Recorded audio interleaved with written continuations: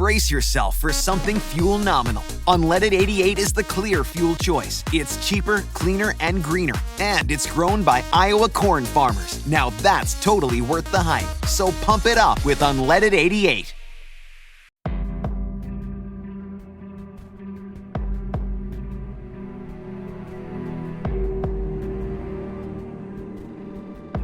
When Bianca Rudolph started packing to return home from a hunting trip in 2016, she was excited to get back in time for her nephew's wedding. But in a split second, everything changed, and it took 6 years to unravel it all. I'm Charlie, and welcome to Crimelines.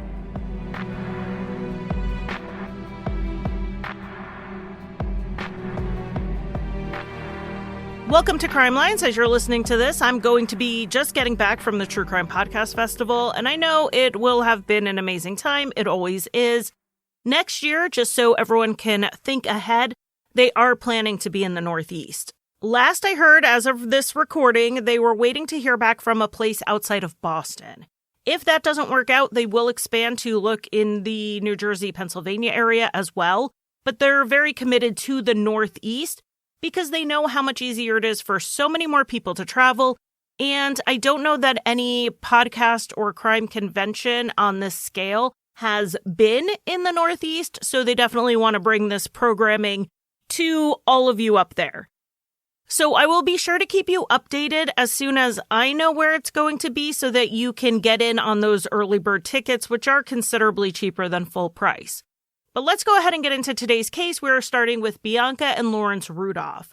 The two met while they were in school together at the University of Pittsburgh. Bianca was an undergrad, and Larry was in the dentistry program. They married in 1982 after they graduated, and then they got to work building Larry's practice. At first, Larry had a small traditional dental practice, and Bianca would help out with office work.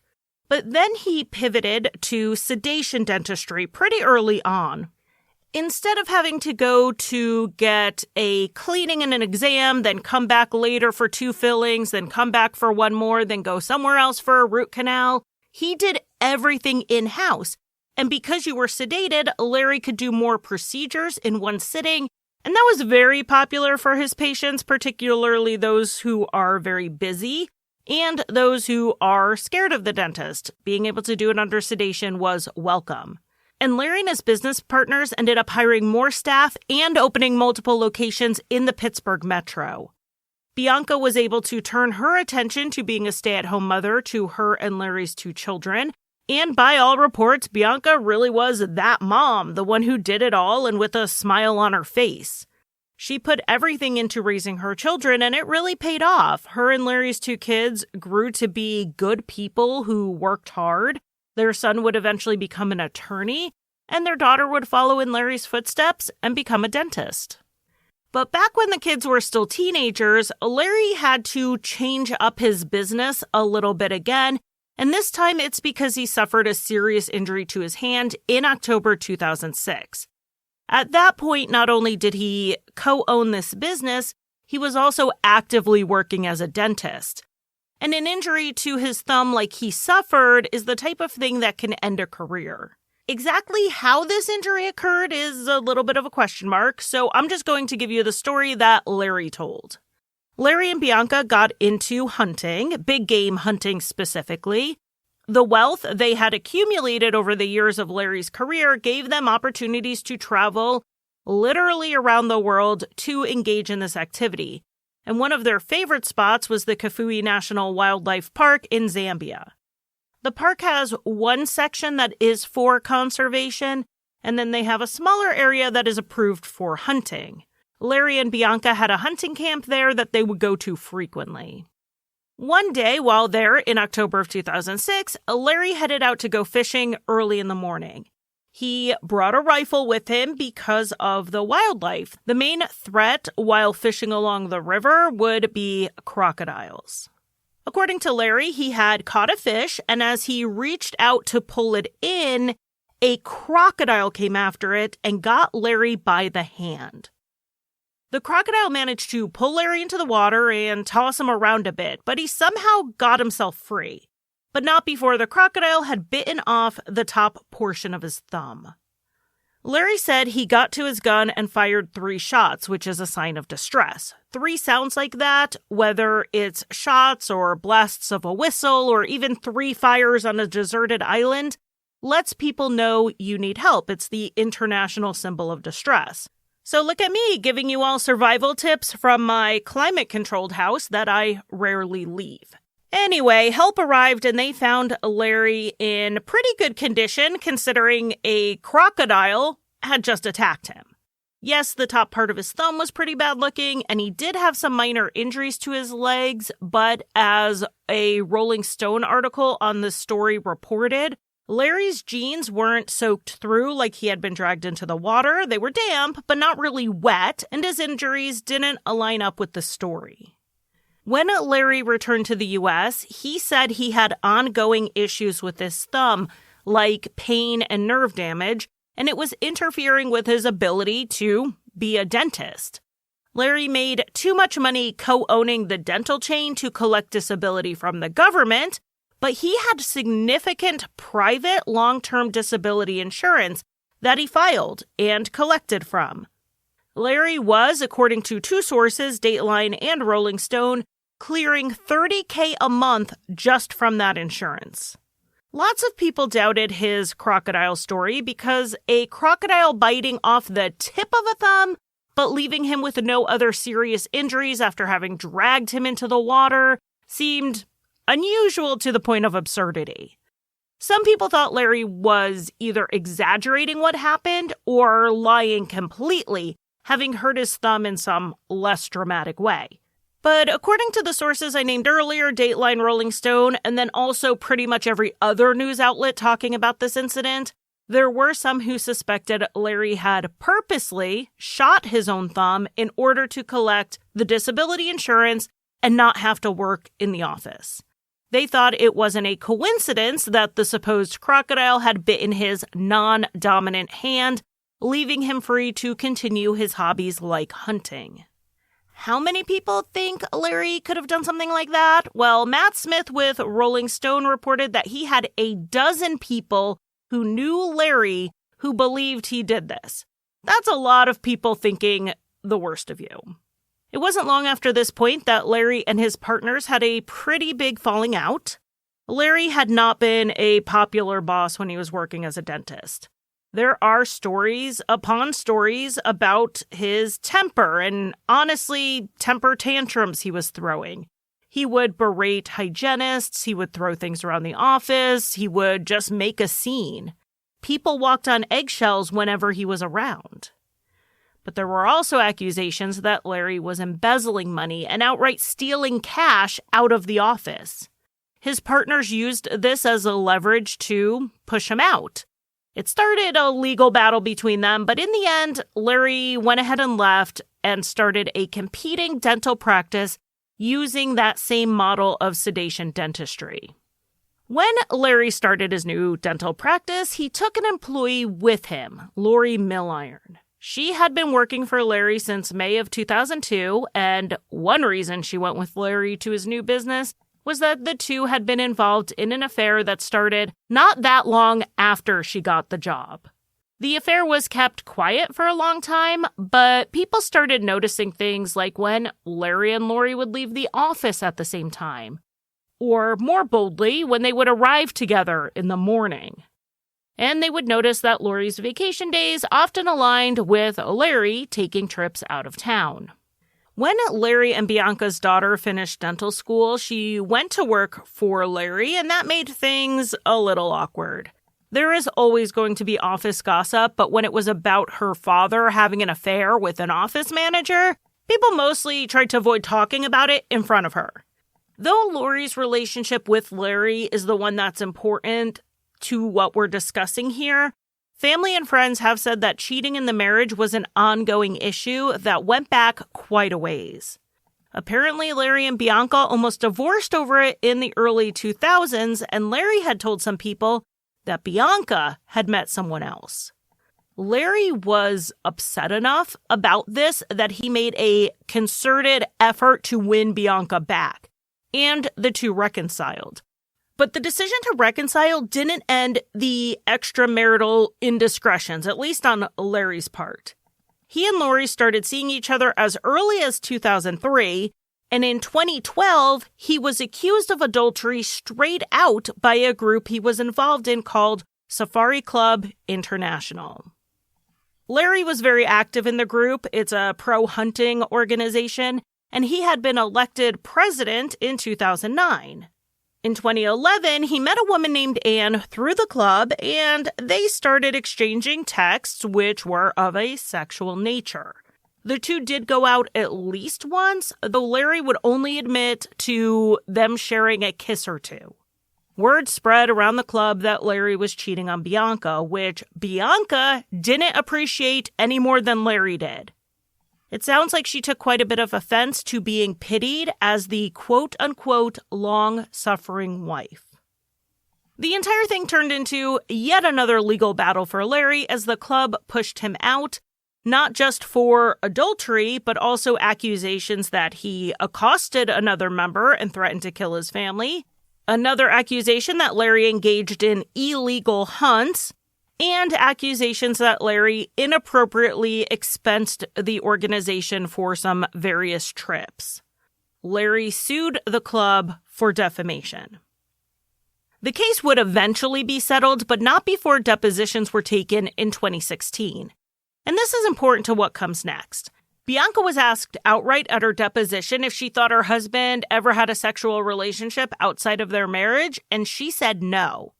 But I have to say, it would really surprise me if Larry had managed to continue this affair with Lori for 13 years without Bianca at least suspecting it. However, as a devout Catholic, even if she knew, even if she suspected it and looked the other way, that didn't mean she approved of it. And by this point in 2016, Bianca and Larry were primarily living in Phoenix, Arizona, with Larry commuting to Pittsburgh as needed for business. Again, because of his thumb injury, he was no longer practicing dentistry, but he was still running the business. When he was in Pittsburgh, Larry would carry on his relationship with Lori Milliron. And when Larry had downtime, he spent it traveling, mostly with Bianca, but sometimes with Lori. In a weird way, from the outside, it looks like they may have found some balance with the status quo. In late September of 2016, when most of the depositions were taken in the civil suit against the Safari Club, Larry and Bianca went for a 2-week hunting trip to Zambia. This is the place they liked to go. In fact, they had already been there that year. Bianca wanted to hunt for a leopard. Zambia had a ban on hunting leopards for 2.5 years, and they had just opened up a leopard season the year before, so she wanted to go there and try to bag a leopard as a trophy.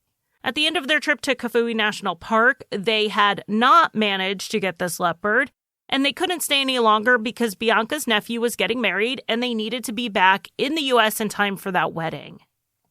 So on Tuesday, October 11th, 2016, they got up very early in the morning to finish packing. They would have to leave pretty early to get to the airport. It was between 5 a.m. and 5:30 when Larry and Bianca were alone in the cabin, and the hunting guides nearby heard a gunshot. One of them, Spencer, was not far from the cabin at all, so he immediately ran in. There, he saw Larry on the ground next to 56-year-old Bianca. She was on the floor bleeding, and there was a hole in her shirt. Larry was sobbing, saying she killed herself, and now he wanted to kill himself too. Nearby, there was a shotgun, partially inside its case, which was a soft-sided case, and there was a hole through it. Larry then ran towards the river and threatened to throw himself in. Spencer followed him and managed to console him enough that he calmed down so they could walk back to the camp. At this point, Larry was not saying that Bianca killed herself, but now he was saying it was an accident. The gun must have gone off while she was trying to get it into the case. So they went out to the local police station so they could report what happened, obviously, and Larry told his story of what he witnessed to the police. He said he was in the bathroom when he heard a bit of a scream right at the same time as a blast. He ran into the room and found Bianca with this shot to the chest, and she was unable to be revived. That is all he knew about what happened. Now, Spencer, the guide who was there, thought that Larry's story was a little odd for two reasons. The first is that he remembers Larry telling him that he was in the shower when he heard the shot, which would have been strange since Larry was fully dressed, shoes and all, when Spencer made it into the cabin seconds later. Larry would later say he was on the toilet when he heard the shot, but what Spencer was hearing was a changing story. First he was in the shower, then he was on the toilet. First Bianca had killed herself, then it was an accident. But the main point of confusion for Spencer was the gun being loaded. He had seen Bianca and Larry unload and clean their guns the night before so they would be ready to leave in the morning. After that point, someone must have reloaded it. The gun being reloaded would indicate that Bianca took her own life, but Spencer couldn't imagine her suddenly and out of nowhere being suicidal enough to have done that. Bianca's body was sent for an autopsy while the Zambian authorities investigated. When they went out to the cabin and did a walkthrough, they did not see anything that contradicted Larry's story. The gun appeared to have been in the case, at least partially, when it went off, and the reason Larry was on the ground with her was because he said he had attempted some type of resuscitation. Late that afternoon, so about 12 hours after Bianca was shot, Larry called the U.S. Embassy.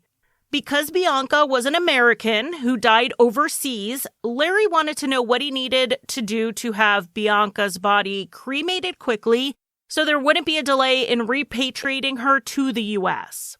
The consular chief, Otto Westhassel, thought the question about cremation and getting Bianca's remains home was a bit premature, figuring that Bianca had just died that morning. He assumed the investigation into her shooting death would take some time, and her body wouldn't even be released to the funeral home for several days. He also didn't want Larry to feel pressured to expedite something like this when his wife had just died. So he tried to tell Larry to take a minute and see how things developed. Like I said, Otto figured it was going to take a while before the investigation would conclude, so imagine his surprise when he heard 2 days after Bianca's death that she was going to be cremated the following day. It turned out it only took the Zambian officials that long to finish their investigation. The autopsy showed that Bianca was shot on the left side of her chest, striking her heart, and she would have died very quickly. It didn't make sense that she would have taken her own life, so they theorized that Bianca was a careless hunter who made a fatal mistake that people sometimes make in thinking a loaded gun is actually unloaded.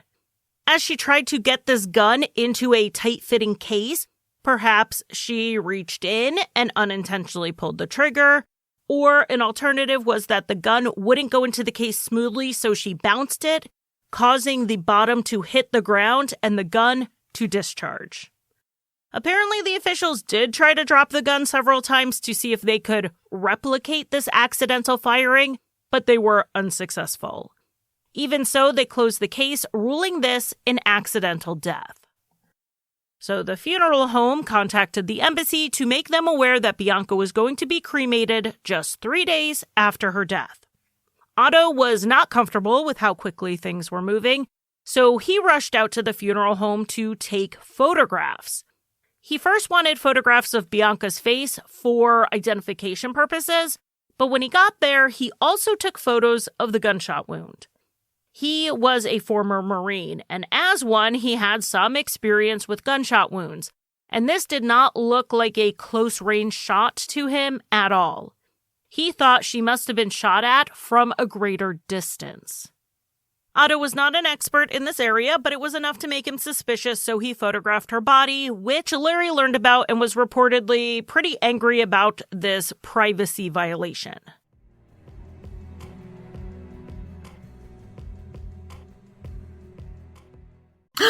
What time is it? It's harvest time. Join Sarah Jessica Parker in the ultimate challenge of Solitaire Grand Harvest. Experience the thrill of strategic play as you navigate through exciting levels and reap the rewards of your skills. Are you prepared to crack the cards and harvest your way to victory? Okay, now let's crack the cards. Enjoy a head start with 10,000 free coins. Download Solitaire Grand Harvest now and harvest the rewards. It's free, available for download on Google Play and the App Store. Today's podcast is brought to you by newspapers.com, the ultimate destination for exploring the mysteries of the past. I've been honest before in saying that newspapers.com brings you most of my episodes because I use this resource so much. If you are fascinated by true crime like I am, this is the subscription you need. Newspapers.com offers nearly 1 billion pages of historical newspapers from the U.S. and beyond, and you can search all of that literally in seconds. Maybe you're on newspapers.com to look at the big cases, to see what the man on the street was saying at the time, looking for eyewitness accounts that just have been dropped in the retellings. Or maybe you have that hometown case. It's rattling around in your brain. You just type that in and you are going to get these eyewitness accounts. You might see crime scene photos and maybe a little background information on the people involved that you just didn't know. Newspapers.com is giving you a front row seat to more than 300 years of history. And for my listeners, newspapers.com has a special offer. Use the code Crimelines for an exclusive 20% discount on your subscription. That's promo code Crimelines at newspapers.com. Sign up today and start unraveling the true crime mysteries that keep you up at night.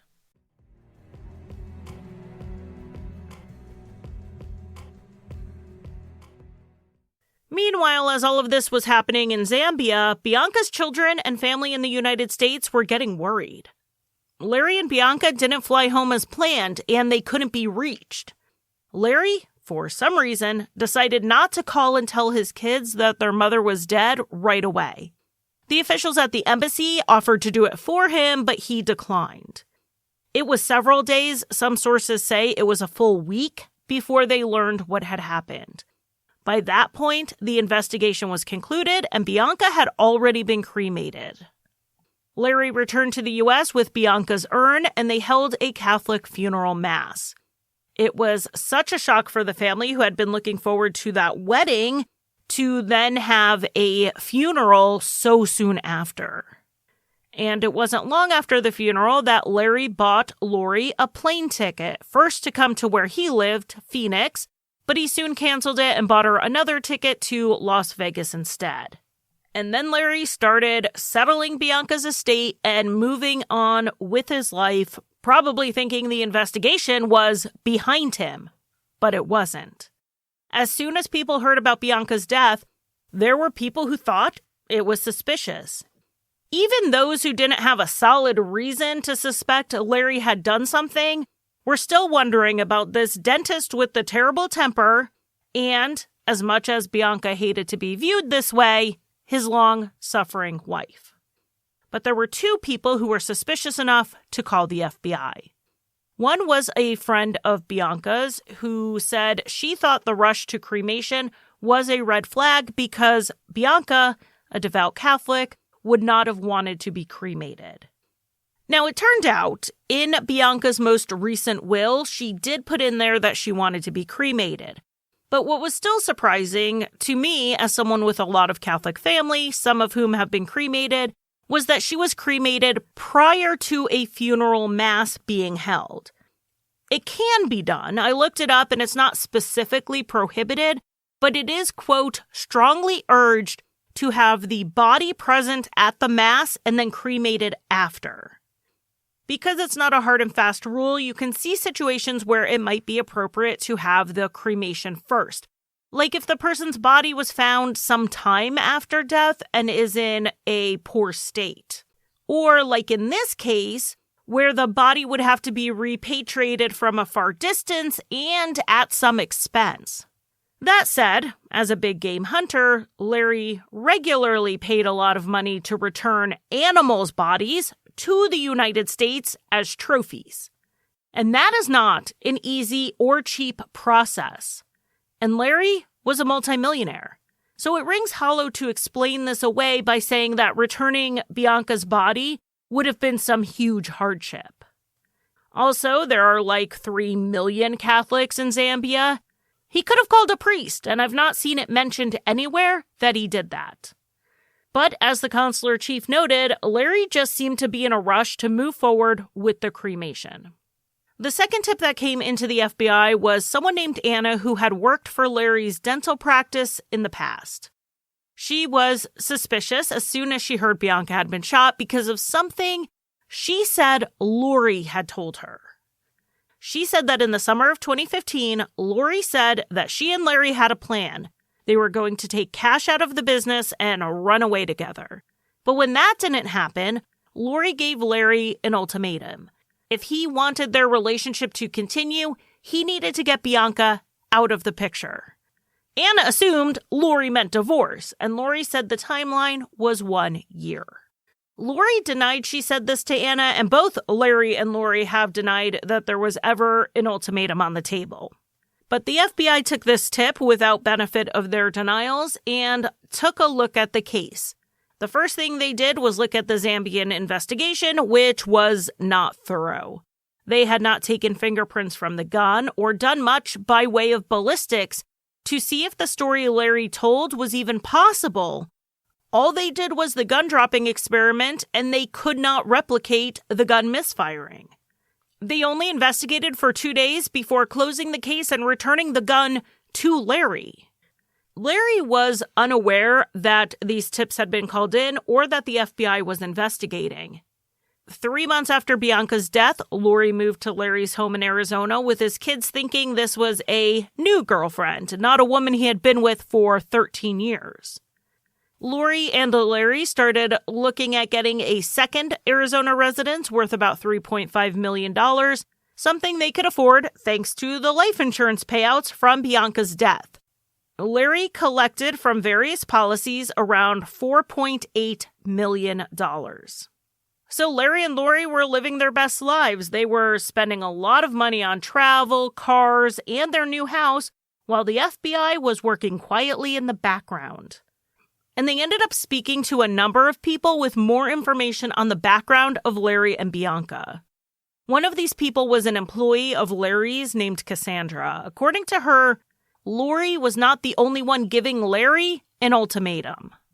Cassandra said that Bianca confided in her that she was tired of Larry's cheating. She had never divorced him because she didn't know how she would manage financially without him, so she put up with it.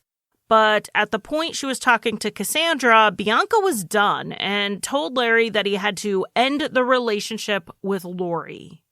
The or else part is almost implied here because Larry was in the middle of that civil case against the Safari Club, and a big part of that was that he said they defamed him by accusing him of cheating on his wife. Bianca could very well testify against him in that and turn the tide in that case. Plus, a divorce would be very costly for Larry. After more than 30 years of marriage, Bianca was entitled to half of their wealth. Cassandra said Bianca was afraid Larry would do something to her when they went hunting earlier in the year, but she was trying to save her marriage, so she went on the trip anyway in spite of her concerns. And there may have been a reason for her to be scared. A contractor named Amos came forward and said that Larry had asked him in 2015 if he had any friends or cousins in Mexico who could come to the U.S. and make someone disappear. Amos pointed out he wasn't actually from Mexico and he didn't know any assassins. The timing of this conversation was around the time Anna said Lori gave Larry an ultimatum, so if the conversation happened the way Amos remembered, was this about Bianca? Maybe it was. But in fairness to Larry at this point, he was still in a legal battle with the Safari Club. And of course, his old partners probably weren't thrilled with his successful competing business. So it could have been about someone else. Larry Rudolph was the type of guy who made enemies along the way. These statements helped build out the circumstantial case against Larry, but the evidence that really got the FBI interested was the evaluation of Bianca's chest wound, though they had to do it just through the photographs. Thankfully, they had those, or this case would never have gone anywhere. Unfortunately, the FBI did not have the shotgun. It had been returned to Larry, and he had since gotten rid of it. But using a similar gun, they investigated the shot pattern at various ranges and compared that to the photographs of Bianca's wound. They found that Bianca was likely shot at a distance of at least 2 feet away, but possibly even farther. They then spoke with an expert in measurements of limb length and asked if there was a way that Bianca had unintentionally fired the gun. He ran some experiments with multiple women. He had them put a gun into the same style case Bianca had, but he didn't give them any instructions except to put the gun in the bag. 0 of the women did so with the gun pointing at their chest. So then he instructed them to point the gun at their chest and put it into the bag, and then partially zip the case. 0 of them were able to do it. The gun was just too long and too heavy at that angle. So the next instruction was to put the gun in the case and then, with the gun facing their chest, try to reach the trigger. What if Bianca had reached into the bag for some reason and accidentally pulled the trigger? Only one of the women could even touch the trigger, and that was just barely. This person, according to Dateline, had unusually flexible shoulders.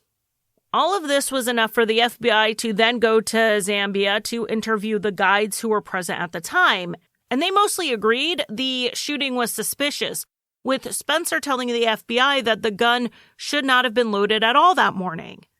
The Zambian officials had assumed Bianca was being careless with the gun, but Spencer had seen her unload it himself. The FBI eventually decided they had what they needed, and in December of 2021, they were ready to move forward with the case. Bianca had been dead for 5 years.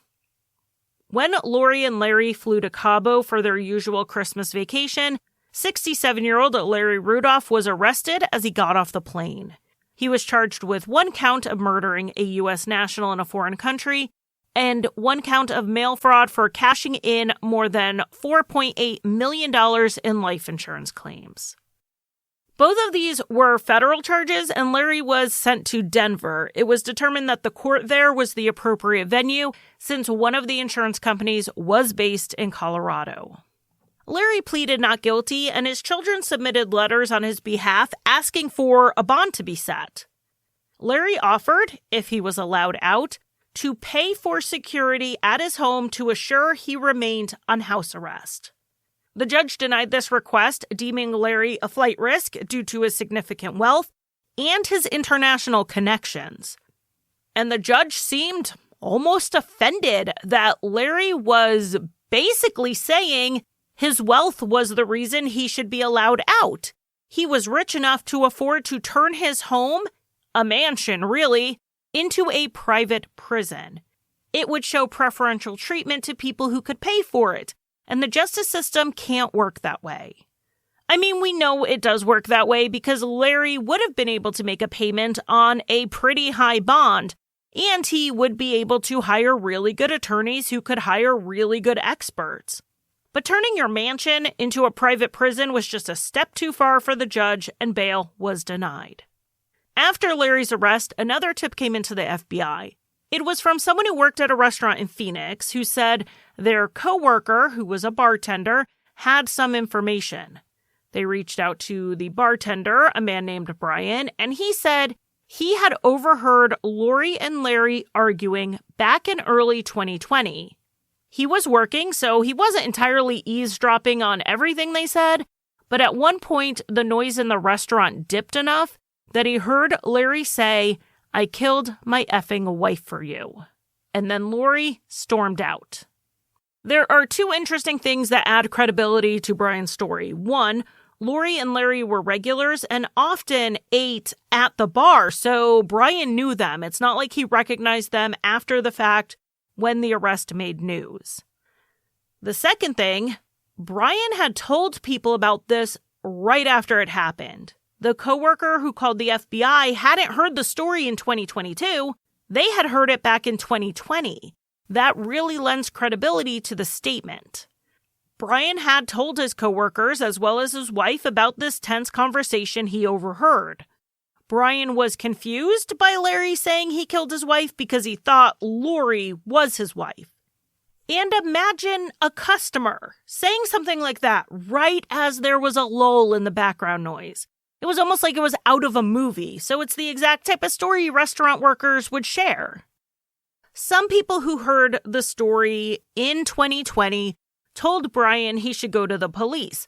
But what was he going to say? He thought Lori was Larry's wife, so the statement didn't even make sense. Then a few weeks later, a coworker sent him a link to an article about Bianca's death. But the article clearly stated that it was investigated and ruled an accident, so Brian again just pushed it aside. It seemed that there was a part of him, a pretty big part, that just didn't want to get involved. But then Larry got arrested and charged with murder. So one of the coworkers who had heard the story originally called the FBI and left Brian really no choice but to speak up. In January of 2022, less than a month after Larry's arrest, a federal grand jury was held and Lori Milliron was subpoenaed to testify. I don't know what she thought she was going to be asked about, but she certainly didn't seem ready for it. They asked her about the argument Brian overheard. They asked her about large cash deposits into her bank account over the years. They asked about finances in the dental office. And they asked her about Anna claiming Lori had told Larry to get rid of Bianca. Lori's testimony involved a lot of I don't recall moments, but there was an issue with some of the answers she did give.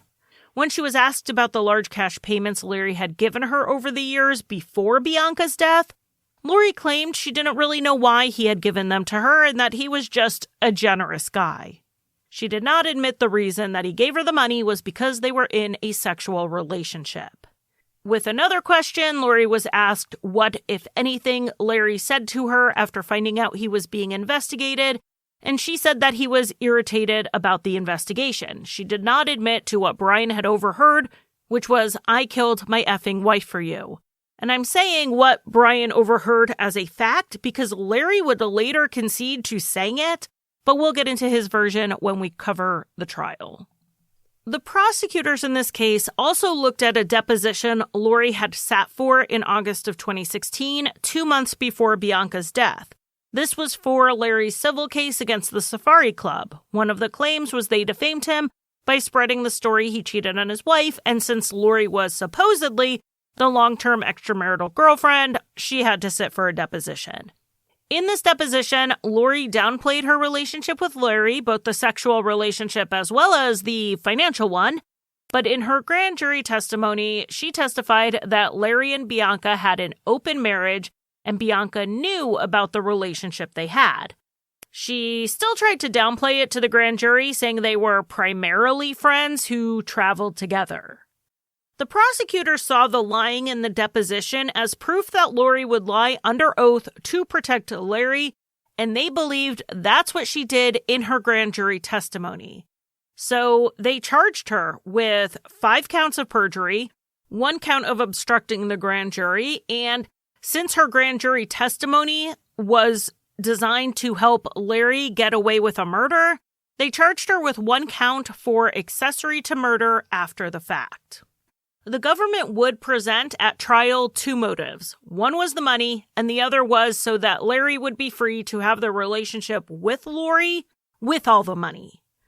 If Lori gave Larry an ultimatum like Anna said, and Bianca gave Larry an ultimatum like Cassandra said, his 13-year streak of having it all was about to come to an end. He was going to have to make a choice, and the prosecution said he chose Lori. And that's where the money motive came in. Larry, personally and through his business assets, was worth nearly $15 million. If he and Bianca, his wife of 34 years, divorced, she would be entitled to half. But if she died, Larry would not only keep all of the money, he would get an additional $4.8 million in the life insurance payouts. Bianca being alive was the only thing standing in his way. But just because Larry had a reason to do it didn't mean he did do it. So that brings us to the motions to determine what would be allowed in at trial and what would not be allowed in at Larry and Lori's joint trial. Yes, they were tried together in spite of motions to sever. One of the things that Larry wanted excluded that I found kind of interesting was that he didn't want any pictures of Bianca with the animals she hunted. I post timelines for the cases I cover, and in those I include photos. Just click the link in the description box and you'll see it. With this case, I will not include any of the photos of Bianca with animal carcasses, but if you Google this case, you'll see them. And if you don't like hunting or you don't like this trophy hunting versus hunting for meat, and you see a difference between them, you might not enjoy seeing those photos either, which is why I'm not putting them up. And that's what they were worried the jury would think. They would have a similar reaction, maybe a prejudicial one, towards Larry for engaging in this legal but controversial activity. But another reason Larry wanted these photographs excluded is that part of the government's case against Larry was that Bianca was far too skilled and experienced with firearms to not make sure the gun was unloaded before she put it into its case, especially before she did this with the barrel pointed right at her heart. Part of Larry's defense to that claim was that Bianca really wasn't that experienced. She didn't do much more than aim and fire and then pose for pictures. She was a good shot, but she had the guides help her with everything else, including the care of her gun.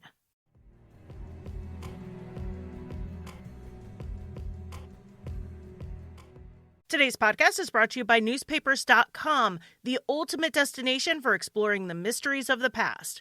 I've been honest before in saying that newspapers.com brings you most of my episodes because I use this resource so much. If you are fascinated by true crime like I am, this is the subscription you need. Newspapers.com offers nearly 1 billion pages of historical newspapers from the U.S. and beyond, and you can search all of that literally in seconds.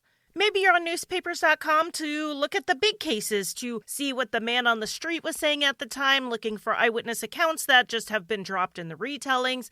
Or maybe you have that hometown case. It's rattling around in your brain. You just type that in and you are going to get these eyewitness accounts. You might see crime scene photos and maybe a little background information on the people involved that you just didn't know. Newspapers.com is giving you a front row seat to more than 300 years of history. And for my listeners, newspapers.com has a special offer. Use the code Crimelines for an exclusive 20% discount on your subscription. That's promo code Crimelines at newspapers.com. Sign up today and start unraveling the true crime mysteries that keep you up at night.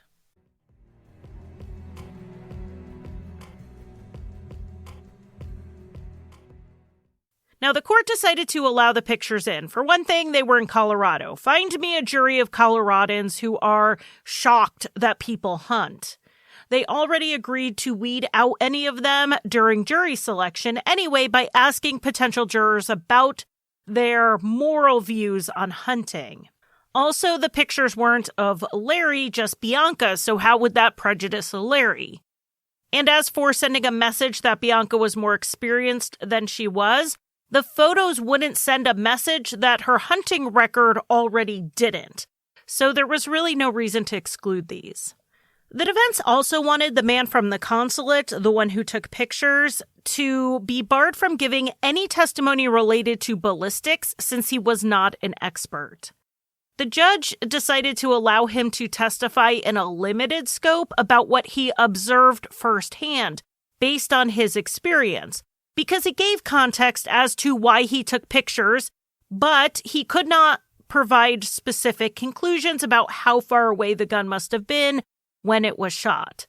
The government had other experts for that anyway. And then Larry also wanted the testimony of Cassandra out in regards to what Bianca told her about the ultimatum and her fear of Larry, and especially something Cassandra said regarding Larry signing Bianca's name to documents. The reason they wanted that out was that the defense claimed there was no financial motive for Larry to kill Bianca. He was worth $15 million, but he had a postnup with Bianca that would only give her $2 million in the event of a divorce. He would still be left with more money than he could spend, So the life insurance payout wasn't a huge motive when we're talking on the scale of the money Larry had. But by letting Cassandra testify that Larry signed Bianca's name to things, it would call into question the validity of the postnup. The court decided it would allow the testimony, but it would be presented towards the end of the prosecution's case. So while they denied this motion, they did so without prejudice so that the defense could raise it again at trial after they've heard more of the prosecution's case. On Lori's side, she wanted an employee from the dental practice, Sherry, not to be allowed to testify about a purchase Lori requested in 2016 before the Zambia trip. It was for propofol, which is a sedative, and if you listen to my Beyond the Files episodes on Patreon, Supercast, and Apple subscriptions, I recently covered another case where propofol comes up. Sherry said that the purchase that Lori asked her to make was unusual for them because the office used outside anesthesiologists. They didn't keep sedatives on hand. And Lori told Sherry that when she got the vials of propofol and had them ordered and in stock, she needed to give them right to Larry. The purpose of this testimony for the prosecution was to show that there was another possible murder plan aside from the shooting, and asking for the propofol showed that Lori knew about those plans. And if she didn't know about the plans ahead of time, by the time she testified in front of the grand jury, she should have put two and two together. Lori's side pointed out that the drug wasn't used in the death and it was only going to allow the jury to speculate, but the court decided to allow it in. Now, on the other side of things, something the government wanted to put into evidence that wasn't allowed in was the supposed crocodile incident. The idea was that if this man would shoot off his own thumb for insurance money, what wouldn't he do? But the judge determined there was not enough of a connection between the two incidents, even if Larry had inflicted the wound himself. So, the case went to trial in the summer of 2022, and most of the government's cases stuff we've already gone over, so we'll focus on the defense. Larry's defense pointed out the obvious. The Zambian authorities had investigated while they had possession of the gun. They were able to do a walkthrough of the scene with Larry, and they conducted an autopsy on Bianca. And they said it was an accidental shooting. 5 insurance companies also looked into it and all agreed to pay out on their policies. According to the defense, Bianca knew about Lori, and there was no evidence their marriage was on the outs. They spent most of their time together and traveled frequently. Why would Larry want out of a happy marriage with a wife who looked the other way when he decided to see Lori? And the defense did present the postnuptial agreement as the proof there was no financial motive. They also pointed out how bold this would have been for Larry to carry it out. The cabin's door was open at the time, and the blinds were up. None of the guides heard Bianca call out when she supposedly saw Larry level a shotgun right at her chest. And it only took the guides seconds to get into the cabin, so how did Larry shoot Bianca, place the gun in the right spot near her to indicate a self-inflicted gunshot wound, and then turn on the waterworks for the people who were rushing inside? It made more sense, according to the defense, that Bianca was putting the gun into the case in a hurry because they were running behind to get to the airport. She accidentally dropped the gun, and when the butt of the gun struck the ground, the gun misfired. As for the witnesses who testified about Larry having a temper and asking Not From Mexico Amos about getting a hitman, the defense didn't outright deny it, but they did say that these were, quote, hearsay complaints of disgruntled employees. And with regards to the bartender Brian, the defense conceded that Brian heard Larry say, "I killed my effing wife for you," but that was only the last part of a sentence. This argument happened shortly after an old hunting friend told Larry that the FBI had gone to Zambia to question witnesses. So as he and Lori were getting into an argument, he didn't say, "I killed my effing wife for you," but rather, "They think I killed my effing wife for you," referring to the government investigation. But with everything the defense can counter, I think the real strength of the government's case came down to the ballistics.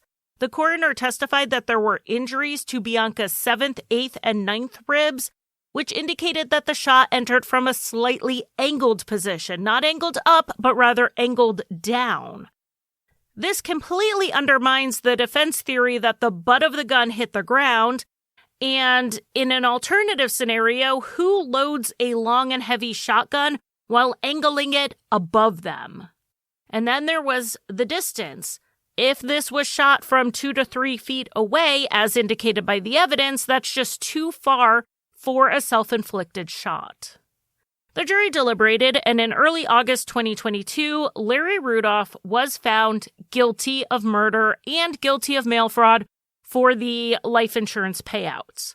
Lori Milliron was found guilty of obstruction, guilty on 2 counts of perjury, and guilty of being an accessory, but she was found not guilty on 3 of the other perjury counts. Larry went back to lockup to await sentencing, while Lori was allowed a continuation of her bond until her sentencing. She went back to Arizona, moved into the home she had been sharing with Larry, and she attempted to continue to run the dental practice. But something had changed. Larry and Bianca's children had supported him. Over the years, Larry hadn't talked much about Bianca's death, but they believed him when he said it was an accident. That was until the trial. Based on what they saw, they started to believe that their father may have killed their mother, even though that was a very hard thing for them to reconcile. Based on some recorded jailhouse calls between Larry and his daughter, as played by Dateline, it seems like she at least thought Lori was behind this. So now that they thought that it was possible their father had killed their mother and that Lori was involved, there was absolutely no way she was going to move back onto a property of Larry's and run the business. His kids basically tossed her out and blocked her from access to accounts and from the business, and Lori talked to Larry while he was locked up and complained about it.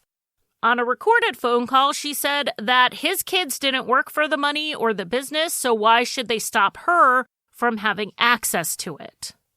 Now, this phone call was a violation of Lori's release conditions. She was ordered not to have contact with Larry, so she didn't have to worry about not having a place to stay or access to the money because she ended up back in lockup waiting for sentencing for violating the conditions of her bond.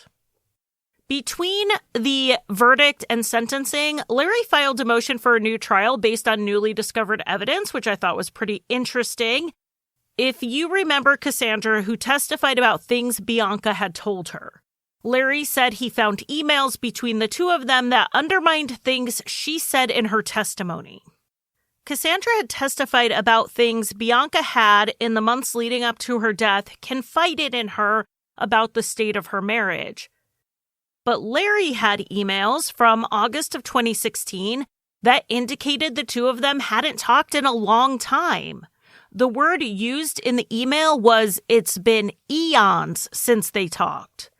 So all that stuff Bianca supposedly said about being worried about going on an earlier hunting trip that year couldn't have happened if they hadn't spoken in a while. So there are a few requirements to get a new trial based on new evidence. One is that the evidence would have had to likely change the outcome of the trial, and it could not be merely impeachment evidence.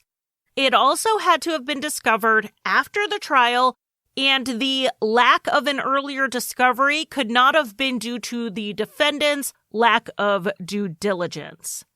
And the issue with Larry's motion was absolutely none of these things applied. For one, Cassandra's testimony was a smaller part of the government's case, and if you remove it, the outcome would have been the same. And these emails are literally the definition of impeachment evidence. That's how they would have been presented. She would have testified, and then the defense would have whipped out those emails and used it on cross-examination. But the evidence wasn't even newly discovered. It was more like newly remembered. Someone, presumably Larry, forwarded the emails between Bianca and Cassandra from her account to his email account the week after Bianca died. So Larry had the emails for 6 years. This wasn't like the prosecution withheld them or buried them in 1,000 other discovery documents. They were always in Larry's possession and control. So obviously the motion was denied and sentencing went forward. Larry was sentenced to life in prison, ordered to pay back the $4.8 million insurance money, and he was levied a fine of $2 million.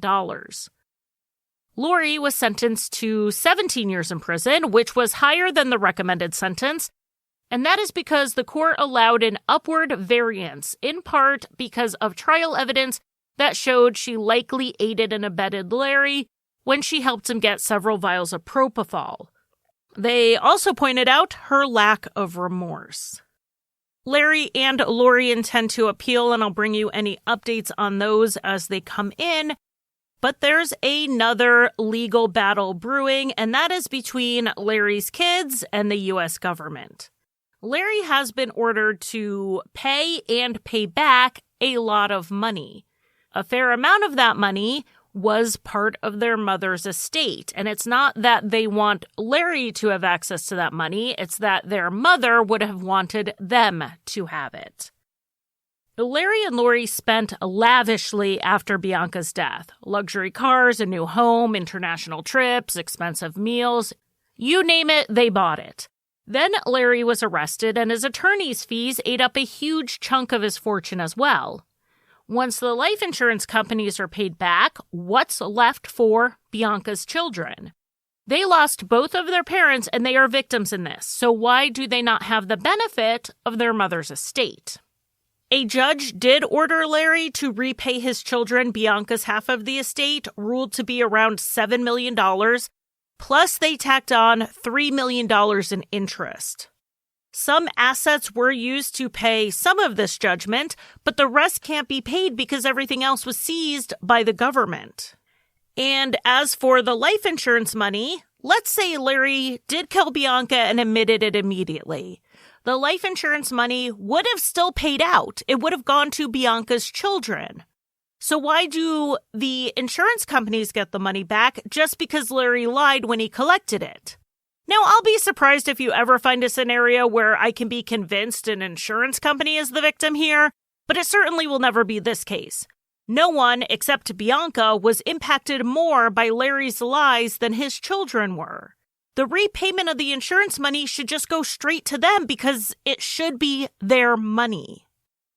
I really hope this case gets settled in a way that sets a precedent so that other families don't have to go through the same battles, fighting with the government and insurance companies over the rightful inheritance just because their loved one was murdered and their dad's a liar. Between the appeals in this case and the legal battle over Bianca's estate, it does seem like this case will have a few more years before it's fully resolved. In the meantime, Bianca's loved ones have had to pick up the pieces multiple times. First in 2016 when she died, then 2021 when Larry was arrested, and again in 2022 after the details of the murder were laid out in graphic detail at the trial. So we can only hope that the years ahead bring much more peace and resolution for Bianca's family. Thank you for listening. If you want more content, check out my other show, Crimelines and Consequences, wherever you get your podcasts. I also offer bonus content and ad-free listening at patreon.com/crimelines or through the Apple Podcast app. If you want to buy me a coffee, the official drink of Crimelines, you can give a one-time donation at basement4productions.com/support.